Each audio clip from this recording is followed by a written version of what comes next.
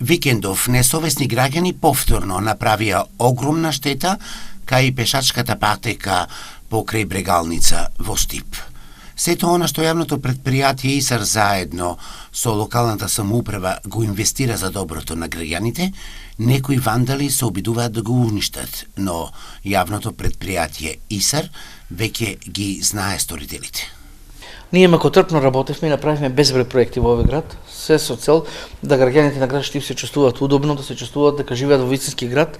Меѓутоа, како што и сами знаете, изминатиот викенд на пешачката патека несовесни граѓани повторно ни нанесоа огромна штета. Досега вкупната штета изнесува 600.000 денари од кога постои патеката. Повторно беа искршени сите силици на патеката, беа фрлени во реката Брегалница сите корпи за отпадоци, беа уништени сите дрвца. Ние како јавно предпријатие поставивме повеќе камери, веќе пробуваме и дел од сторителите се познати, ќе сносат одредени санкции. Сакаме да апелираме до сите граѓани на град Штип, несовесни граѓани кои што ги сметат доброто, дека не е добро тоа што го прават, а ние како јавно предпријатие заедно со градоначалникот ќе продолжиме и понатаму да градиме, ќе продолжиме да го направиме Штип оно што заслужува да биде вистински центар на Источна Македонија.